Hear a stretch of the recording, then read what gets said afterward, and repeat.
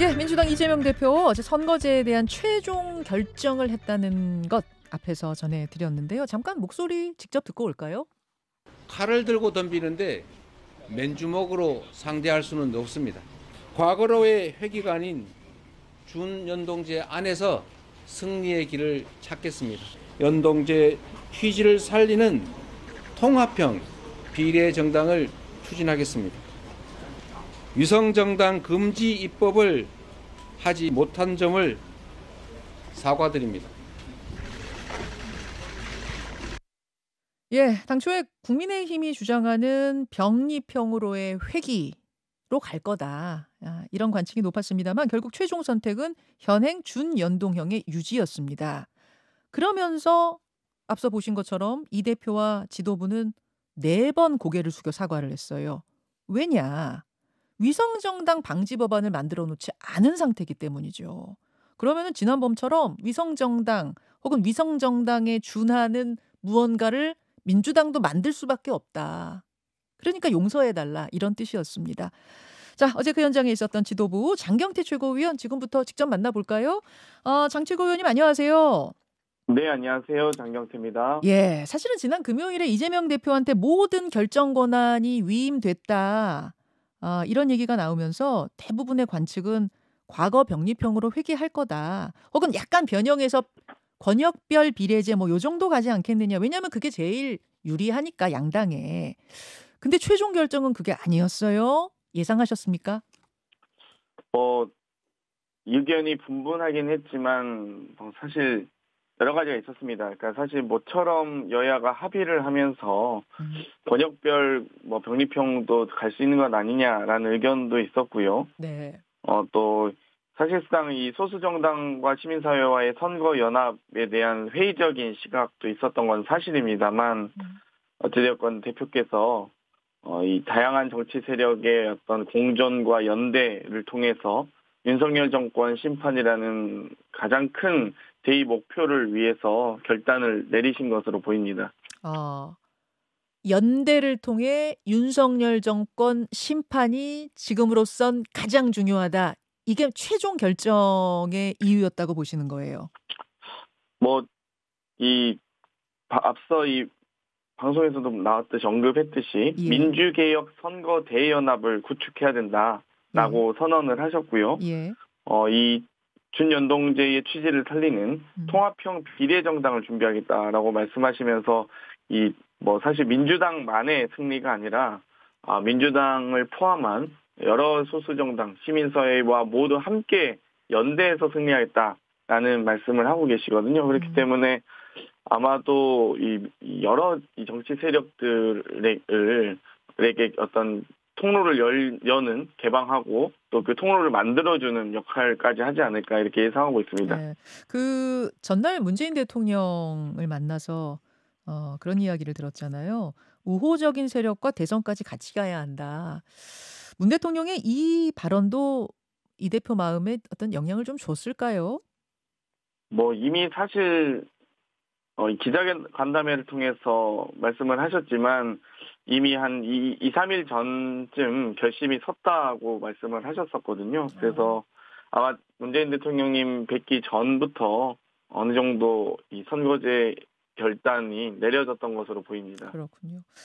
병립형 회기를 주장하던 국민의힘에서는 지금 강한 반발이 나오고 있습니다. 한동훈 비대위원장 뭐라고 했냐면 5천만 명이 큰 영향을 받을 선거의 선거제를 이재명이라는 한 사람 기분에 맞춰서 정한다는 게 정말 이해되지 않는 상황이다.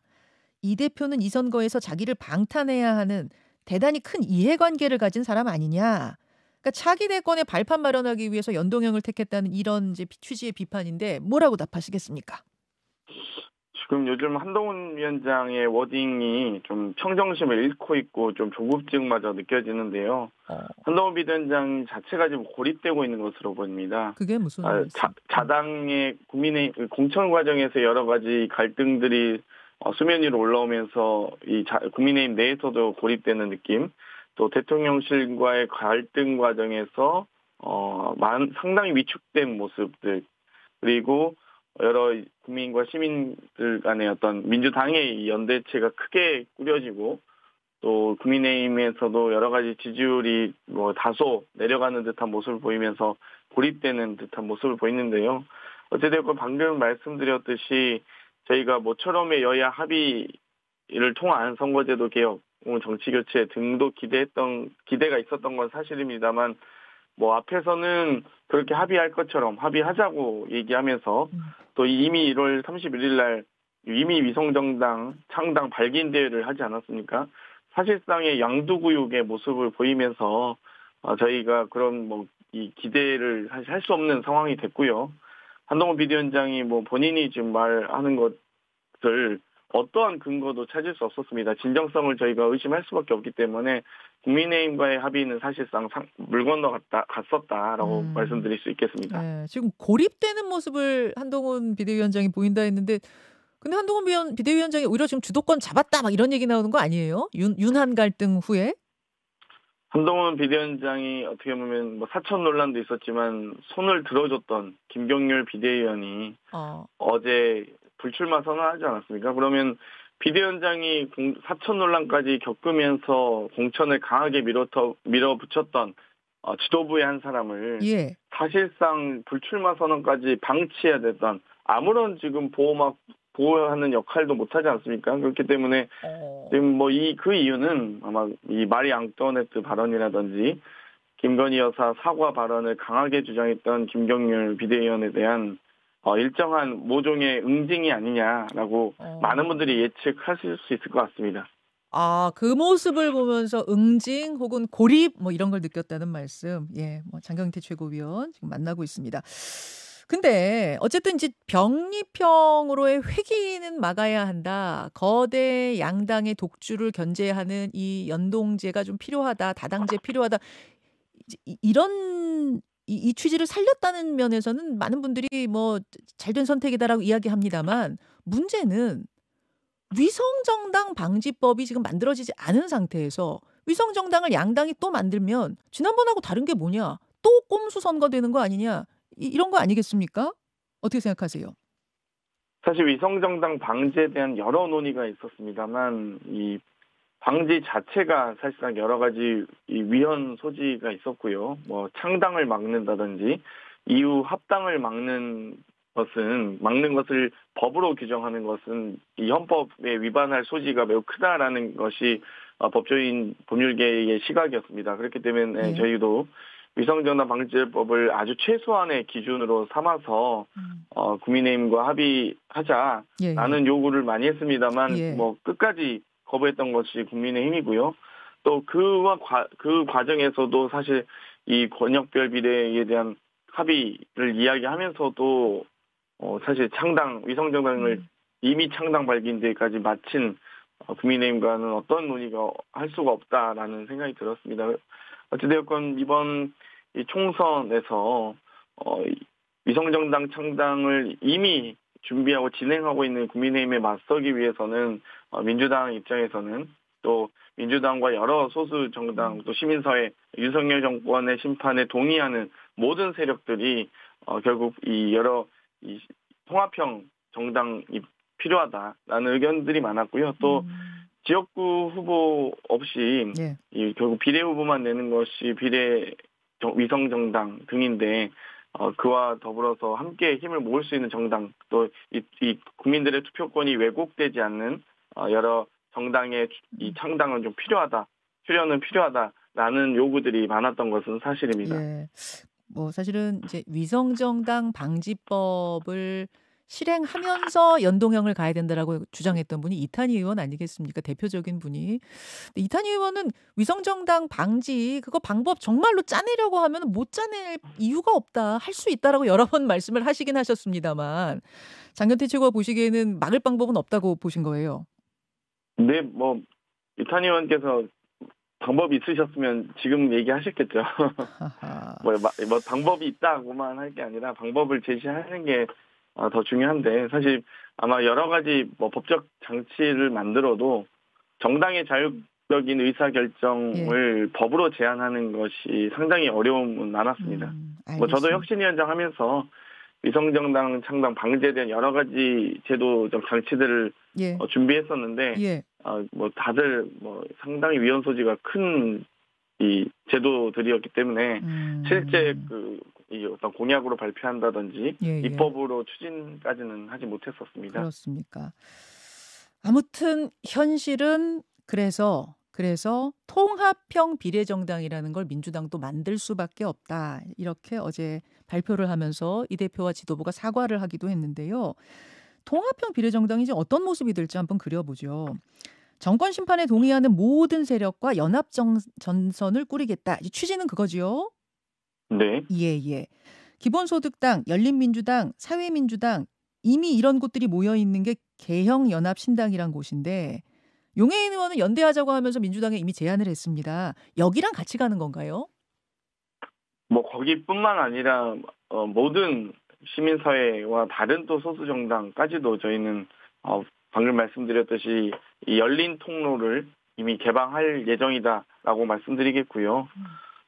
다양한 어떤 정치 세력들이 함께 화학적 연대와 융합까지 할 수 있는 또 주도적인 역할을 민주당이 할 예정입니다. 그렇기 때문에 좀 그동안에 이 지지부진해 보였던 여러 시민사회와 소수 정당들의 연대와 연합 등이 아마 좀 더 속도감 있게 진행될 수 있겠다라는 또 기대도 함께 나오고 있습니다. 불가피하게 준위성 정당이라는 걸 만들지만 민주당이 독식하지 않겠다. 이제 이런 거잖아요. 지금 민주당의 뜻은 맞지요? 그렇습니다. 네. 예. 그렇기 때문에 이제 거기에 그럼 어떤 분들이 함께 하는가, 민주당이 아닌 어떤 세력이 함께 하는가 이 문제도 굉장히 중요해서 제가 이제 그 구성원들에 대해 자꾸 질문을 드리게 되는데요. 우선 녹색당하고 정의당이 함께 출범시킨 녹색정의당 여기도 함께 할 수 있는 겁니까? 그 당 안에? 뭐 어디든 저희가 제외하거나 그런 의미가 전혀 없고요. 의사가 없고요. 윤석열 정권 심판에 동의하는 모든 세력에게는 저희는 어찌되건 열려 있다. 다시 한번 말씀드리겠습니다. 그러니까 소위 뭐 여러 이 정치적 연합과 연대에 대해서 저희는 윤석열 정권 심판이라는 가장 큰 대의 목표, 민생과 경제, 여러 외교, 국방 뭐 등의 여러 문제들이 지금 대두되고 있기 때문에 거기에 대해서 이제는 뭐 국정 운영을 좀 더 정상화해야 된다라고 생각하는 뭐 모든 시민사회 세력과 함께할 수 있다. 예, 그렇게 저희는 큰 아주 통합형 비례정당은 뭐 통합형 큰 텐트다라고 생각하시면 되겠습니다. 조국 전 장관이 지난 1일에 리셋 코리아 행동 이런 조직을 출범시켰더라고요. 아마 조국 신당으로 그게 가지 않겠는가 하는데 그러면 조국 신당도 이 통합형 비례정당에 얼마든지 같이 탈 수 있는 겁니까? 뭐 어느 누구도 저희는 분리하거나 배제할 의사는 없습니다. 어느 누구도. 어쨌든 실제 논의가 가능한 분들이라면 충분히 큰 이 텐트 안에 또 한 테이블 안에 앉을 수 있다라는 생각을 가지고 있습니다. 송영길 전 대표도 옥중 창당 지금 하고 있잖아요. 정치검찰 개혁당이 정치검찰 해체당인가요? 가칭 그 당을 지금 만들고 있는 중인데 이쪽도 얼마든지 같이 할 수 있는 건가요? 뭐 여러 소수 정당은 아마 우리나라에 뭐 수십 개가 있는데요. 아마 잘 국민들께서 모르시는 정당도 상당히 많이 있습니다. 그렇기 때문에 정당의 형태를 갖고 있는 것뿐만 아니라 더 중요한 것은 이 국민들의 지지와 또 시민들의 선택이 있을 수 있는 정당들, 저희가 그런 부분들도 함께 고려해서 모든 또 정치 세력과의 연대를 열어놓고 있기 때문에 이 정당들에게 의석을 배분하는 문제는 어찌되었건 그 정당들도 혹은 그런 정치 세력들도 국민적 지지와 시민의 선택을 받을 수 있는 정치 세력이어야 한다라고 말씀드릴 수 있겠습니다. 그렇기 때문에 참여한다고 해서 모두 다 의석을 배분하는 나눠먹기식의 논의는 좀 지양해야 되고요. 반윤이라고 해서 우리는 반윤 정당입니다. 정치검찰 해체당 반윤 정당입니다 해서 무조건 다 탈 수 있는 건 아니란 말씀이에요. 아니 논의를 하고 함께 연대할 텐데 지금 어찌됐건 이 비례 정당의 취지는 결국 총선에 의석을 배분하고 원내에 진출할 수 있는 통로를 열어주는 것 아니겠습니까? 예, 그렇죠. 결국 그렇다면 일정하게 지지율이 좀 있으셔야겠죠. 지지율이 있는 분들이 어찌되건 한 석, 두 석, 세 석 이런 식으로 배분되지 않겠습니까? 그렇기 때문에 저는 이제 뭐 세력과 연대하고 연합하는 건 당연히 가능하다라는 말씀을 드리고요. 다만 이제 의석을 배분하는 뭐 원칙 아직 뭐 협의하거나 원칙이 정해진 적은 없습니다만 예. 그 의석에 대한 배분은 결국 각 이 세력들의 지지율과 좀 많이 연동되지 않을까.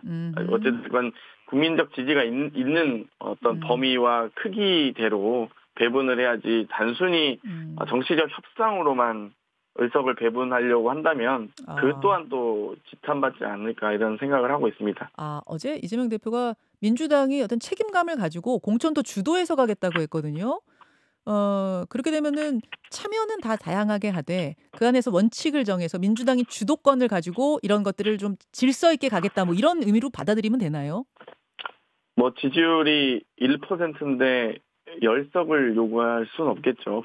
그 방안을 저희가 수용할 수는 없겠죠. 어찌되었건 일정하게 이 국민적 지지에 따라서 의석을 배분하는 것이 좀 원칙이 돼야 되지 않을까라는 개인적인 생각을 가지고 있습니다. 민주당에서 간 민주당 추천 몫이 앞으로 가느냐 뒤로 가느냐 막 이런 문제도 이제 굉장히 민감해질 거예요.